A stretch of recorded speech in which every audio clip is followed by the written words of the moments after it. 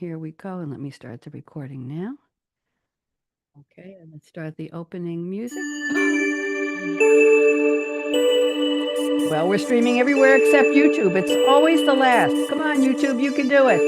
You can do it. You can do it. I'm running out of bandwidth. Here we go. Okay, dance with me. You lovebirds. Oh, look at him go. Look at her. Well, her I expected. Hit Matthew. Oh. Oh my goodness, we're swimming here.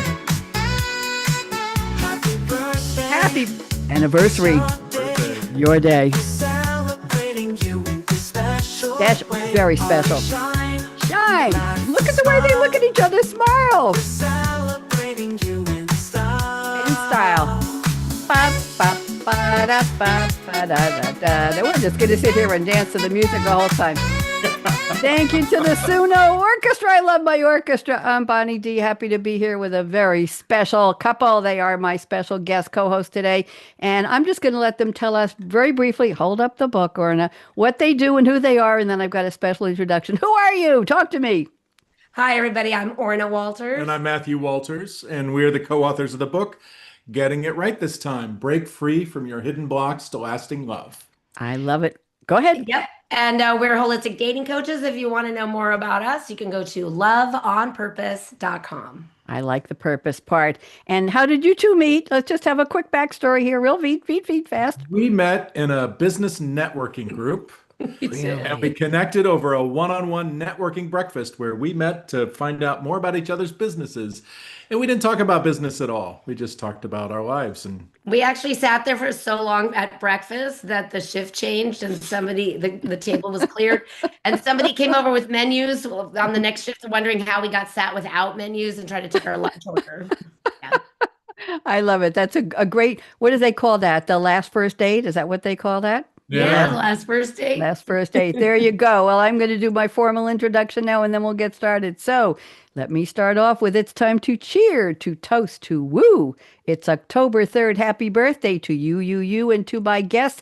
It's their anniversary. This is a very special day. With Bonnie D on her scarlet mic, serving fame and flair with just the right spike. And joining me now with co-hosting flair are Orna, wave hello, and Matthew W. Walters, a couple celebrating their sweet 16 anniversary. Mazel tov and happy everything for many. Another 16 and you'll come back on the show. With charm to spare. That rhymes with flair on the previous line, but I lost the rhyme here. Celebs and stars from screen to stream and social media darlings living their dream. That's what we're talking about today. Plus oddball holidays and music history lore. Let's light the candles. Not near the computer, I told you. And happy wishes galore. So buckle up, darlings, of fun shows in store. HB2U is lighting up October 3rd with glam, bam, and much more. Let's get started. I'm going to kick this off and we're going to take turns alternating down the list. We've got a lot to talk about today. So I'm going back to way back in time to 1901 on this day, October 1st.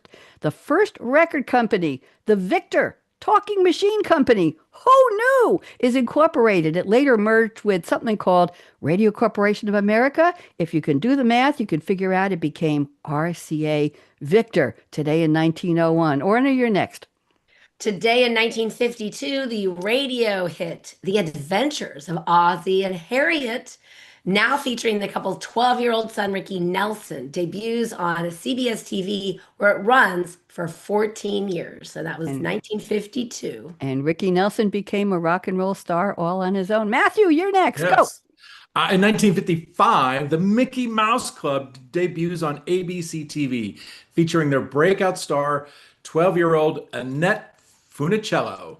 And also, the Mickey Mouse Club, how many countless actors and pop stars came out of there? They still keep pumping them out. Okay. Did you either one of you ever own the ears, the little ears on like a plastic headband with the ears? You mean do? What are you talking about? I love Disneyland. It's billed as the happiest place on earth, and I think Matthew has a set. What are your ears? Like R2D2 ears? Something like that, yeah. Yeah, I think I have some funny ones too. I have like ones that look more like Winnie the Pooh. that. I don't have mine anymore. I don't know where they are. My mother probably put them in the attic and threw away 100 decades ago. Okay, 1957, moving ahead, ABC TV premiered the Pat Boone Chevy showroom. You see, they had car companies sponsoring. It was a variety show and it featured groups. Some of you may remember or know some of these names, the Four Lads. Well, maybe not, but everybody knows Ella Fitzgerald, wonderful jazz singer, beautiful lady, and Johnny Mathis. Chances are, TV Guide said, listen to this, the show was about exciting as a milkshake with two straws. Now, the two of you might have a milkshake with two straws on your anniversary today, and I think that would be exciting. But the show ran 3 years, and it helped launch the career of what? Woody Allen was one of the writers. This is back in 1957. Wow. Wow. And my first job out of UCLA was for a nonprofit called Society of Singers to help singers in need. It was part of a trifecta that helped creatives, so Actors Fund, Music Cares, and then Ginny Mancini, wife of composer Henry Mancini, started Society of Singers. That was my first job out of UCLA, and we put on an event called the Ella Award because Ella Fitzgerald was the first recipient where we honored a singer. And so there's my little contribution about Ella Fitzgerald. Wow. That's beautiful. And you've got the next one. We're going all the way to 1966. Ooh. 1966, on this day, the Zombies release She's Not There in the US. I don't think she's here now either. She's not there. Da da da. She's not there, but she's not there. I can't remember it. Okay, Matthew. 1980, Paul Simon's semi-autobiographical movie One Trick Pony, in which he stars, is released. It does poorly at the box office, but includes a hit song, Late in the Evening. I don't think anybody remembers that movie. But they remember the song. That's the most important Yes. part. And the next year on this date, Rod Stewart brought out a special guest to join him. Tina Turner on Hot Legs. She was Hot Legs during his appearance on Saturday Night Live. Those are good memories. We just lost Tina Turner recently, and Rod Stewart's still around. So there you go. Okay. On this day in 1999, Tom Jones charts the UK #1 album for the first time in 25 years. Wowza. He set Reload hits at the top spot. Joining 59-year-old Jones on the album are Robbie Williams, Stereophonics, Bare Naked Ladies, and The Pretenders. That's quite an eclectic crew there. What an interesting record. I might have to go It's check that out. hard to believe, Orna and Matthew, that was 26 years ago. Right. Yep. Wow. And some of them are still here. I think Tom Jones is still around. Matthew And all the Reston. Bare Naked Ladies, and they still perform as well. There you go. And I think the Pretenders are Chrissy Hines, the Pretenders still around? I think so. Yeah, I don't know if Yeah, they're Chris- performing still, but I they're know still Chrissy around. Hines is still around for sure. Yeah. Okay. All right. In 2003, School of Rock opens in theaters, starring Jack Black, fellow UCLA alum with Orna Walters here, as a musician who poses as a substitute teacher and forms a band with his students. Classic rock abounds in the film with teachable moments soundtracked to Highway to Hell and Smoke on the Water. This movie is also notable for featuring Miranda Cosgrove's acting debut. Wow. I'm trying to get a gasp here. Hold on one second. Here we go. There we go. There was the gasp. Okay, I was trying to get a whistle going. Sometimes here we go. This is it. There you go. That's the whistle. Okay, my sound effects don't always behave when I want them to. I've got the next one. 2014. 37 years after its release, Fleetwood Mac's Rumors album, and they spelled it the British way with the U, R-U-M-O-U-R. So that would be good in a puzzle where you needed 2-letter U's in one word, if they would allow it. It's certified double diamond by the RIAA for sales of 20 million plus in the US. It's only the 9th album to achieve the double platinum. Double diamond? And what's interesting is that was 11 years ago. And when you think about 20 million 11 years ago. Think of what that would be today. At least 21 million. I'm joking. Okay, let's go to some famous birthdays now. Chubby Checker is still around. Do the twist. Wow. I always say have an ambulance waiting outside if people are over a certain age. He's 84 today. Rock and roll singer dancer who popularized the twist with his 1960 hit cover. Actually, Hank Ballard and the Midnighters did the twist, the R&B song first, but Chubby Checker made it really, really famous. He also did the Pony with his 1961 cover of Pony Time and The Fly. His biggest UK hit was Let's Twist Again Like We Did Last Summer. That's not the way he sang it, but Orna and I get it. In 1962, and he also popularized the limbo rock, a previous year instrumental by the Champs, to which he added lyrics, and he trademarked the limbo dance. My goodness. In 2008, the twist topped Billboard's most popular single to have appeared in the Hot 100 since its debut in 1960. That's a mouthful. An honor it maintained until 2013. In 2014, Chubby Checker was inducted into the National Rhythm and Blues Hall of Fame and was selected for induction into the Rock and Roll Hall of Fame in 2025. And I think there was a deal made with Dick Clark, something about managing Chubby Checker, and he made a deal to be partly a producer in exchange for giving him the name because his name was really Ernest Evans. And somebody brought him as a new talent to Dick Clark from American Bandstand. There's a backstory I didn't put in the notes. So, oh my goodness, we've got the next birthday. Orna, who have you got? We got Jack Wagner is 66. Oh my goodness, how is Jack Wagner 66? I still remember rushing home from school to watch him on General Hospital. He was the actor who played Dominic Marone on The Bold and the Beautiful for nearly 1,500 episodes. He's appeared in over 2,000 television episodes, including, of course, General Hospital, Melrose Place, and Santa Barbara. And he competed against Jaleel White on season 14 of Dancing with the Stars. And maybe they did the twist and we can sort of have an overlap of things Except today. that was part of it. Matthew? Okay, Clive Owen is 61 today. He's a British actor whose film credits include Closer, the 2005 comic book movie Sin City, and Children of Men. He played the lead in the HBO series The Nick, earning a 2015 Golden Globe nomination for Best Actor in a TV series drama. And in 2017, he starred in the film Valerian and the City of a Thousand Planets. My goodness, I've got the next one. This is a lady who I enjoy listening to and watching, Gwen Stefani. She's growing up. She's 56 years old. Can you believe that? It just, when you look at somebody like that, numbers don't have anything to do with it. American singer-songwriter, fashion designer. She rose to fame as a member and lead vocalist of her brother Eric's band, No Doubt.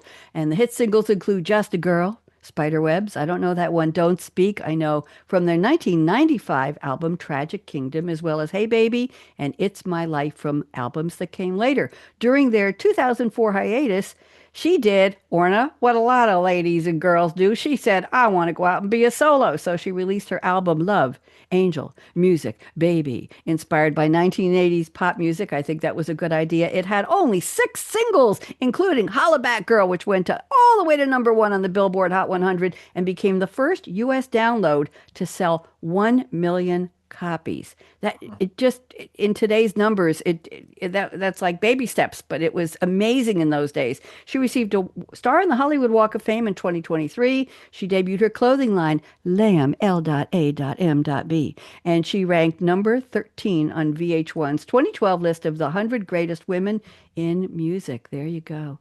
Happy birthday, Gwen Stefani. Happy birthday, Gwen Stefani. I think she got over that guy.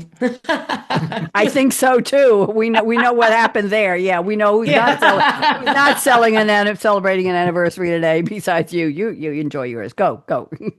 Okay, so on this day, Janelle Maloney is age 56, and she's the actress who played Donna Moss on the long-running political drama The West Wing.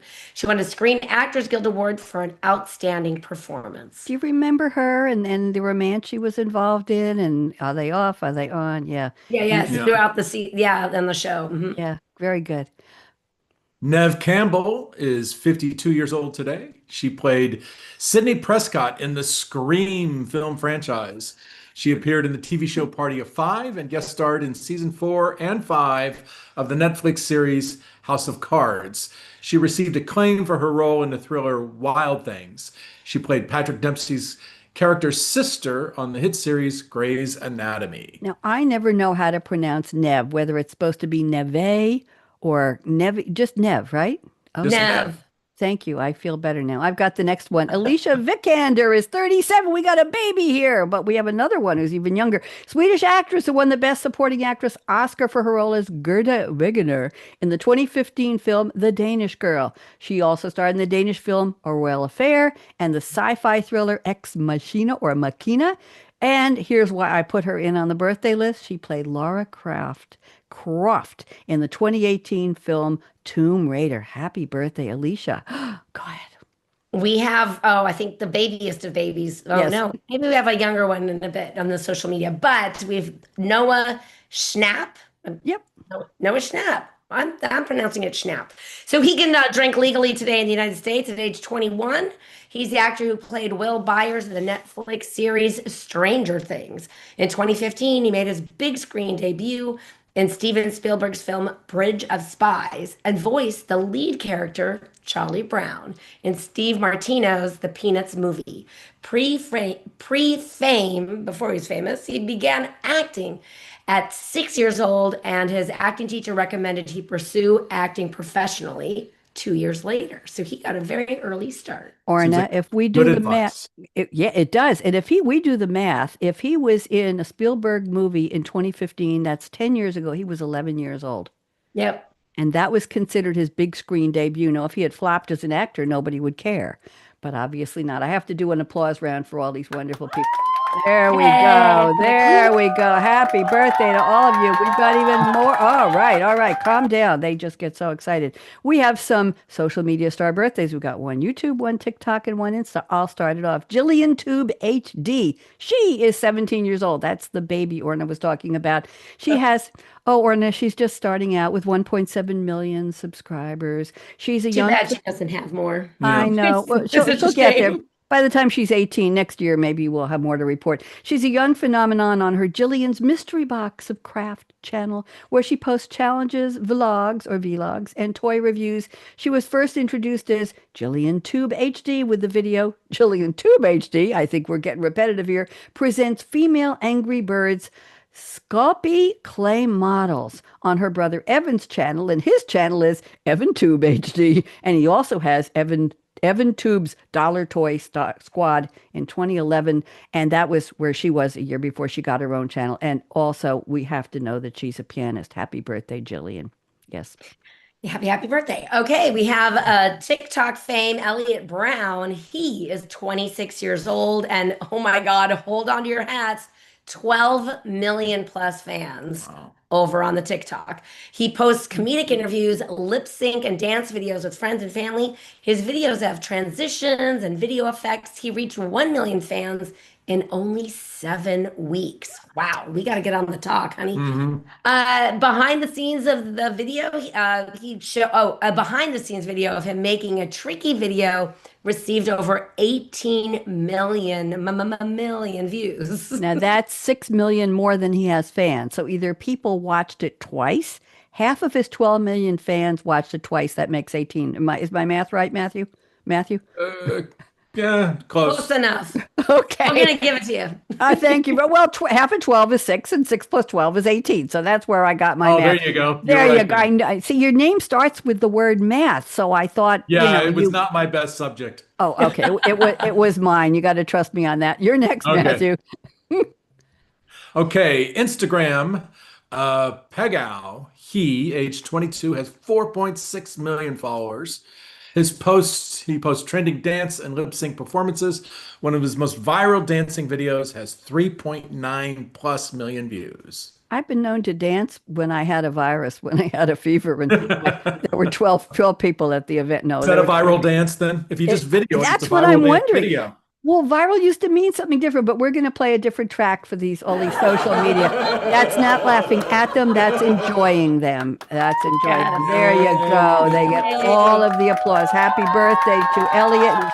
Okay, Elliot and Pegao and Jillian. Okay, let's go to some wacky holidays. We're each going to start one. I'm starting National Techie Days because I'm a geek. I'm a techie and proud of it. But I wasn't around 3.3 million years ago. That's when humans started using, and this was odd, this information. Humans started using science and available sources with simpler technology items like knives were considered technology, clubs. We're not talking like the Mickey Mouse Club. We're talking You know, caveman, cave woman beaten over the head with a club. And fire. I didn't know that was a technology. American sociologist Gerhard Linsky stated that a good way to understand social advancement is how information travels through it in terms of technology. I thought that was a very interesting and eclectic kind of a definition. Orna, rescue me here. What's next?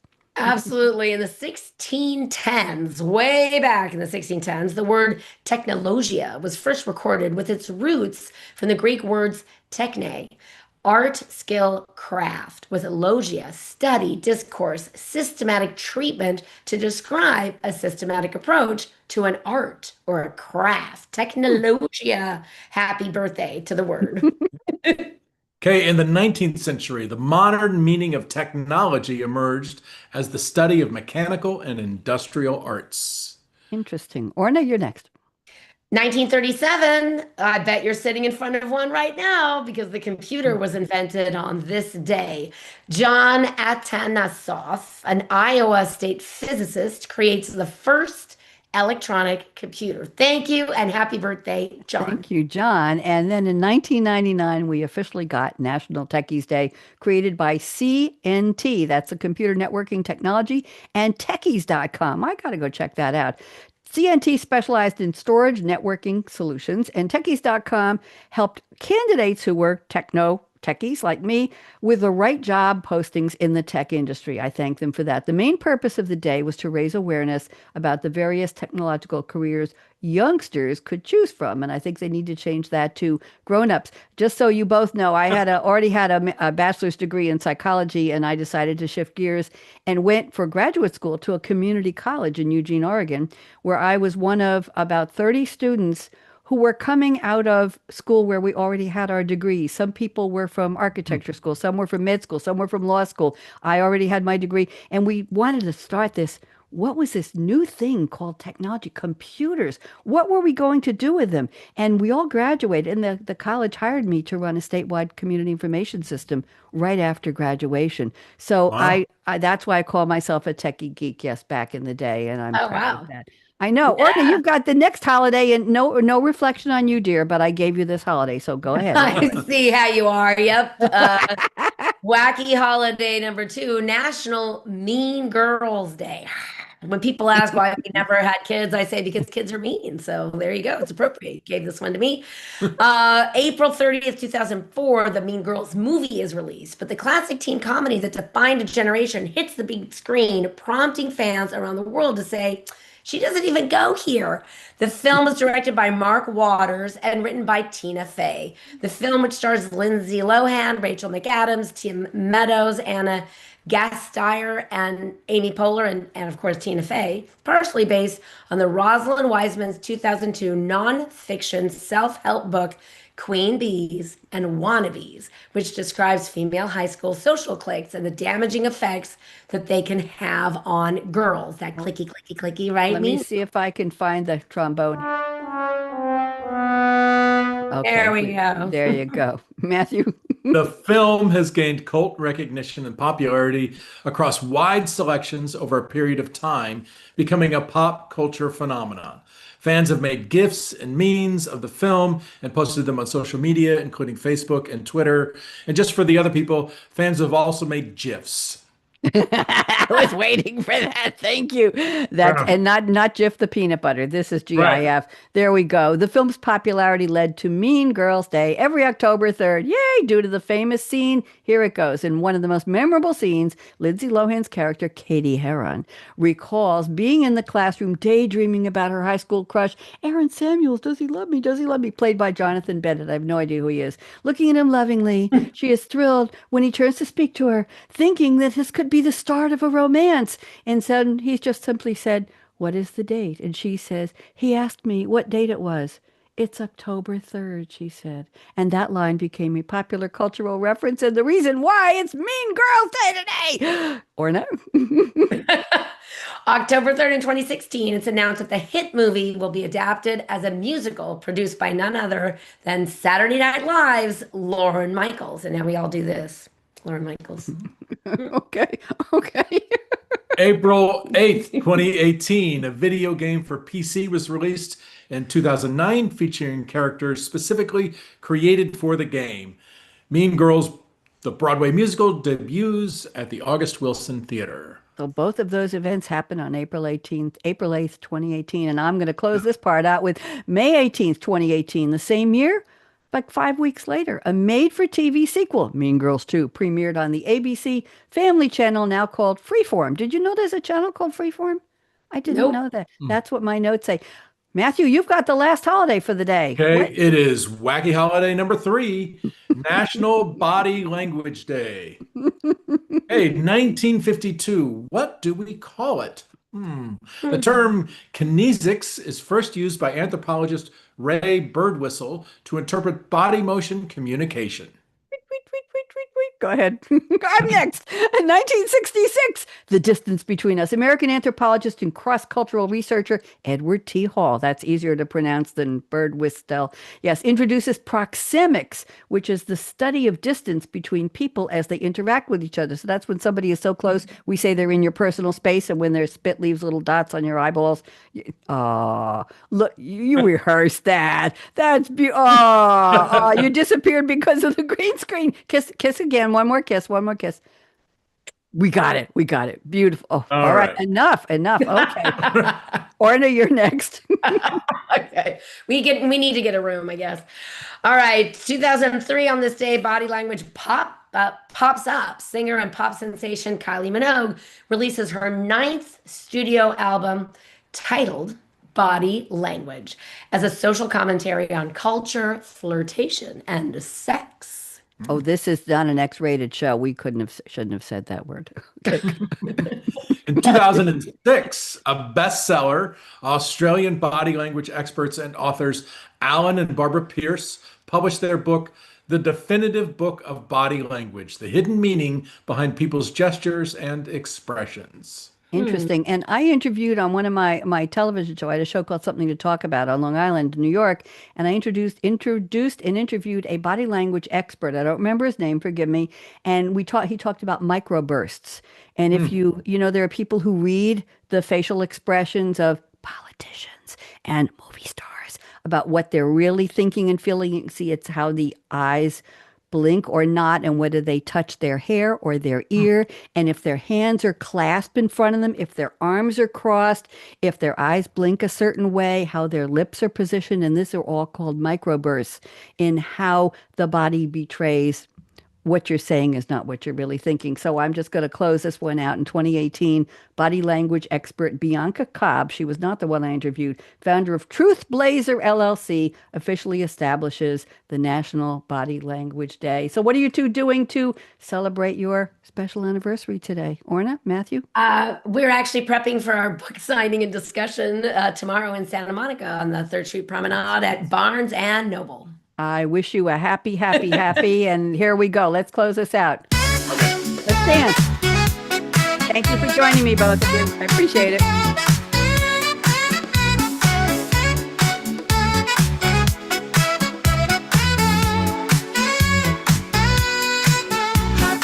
Happy anniversary!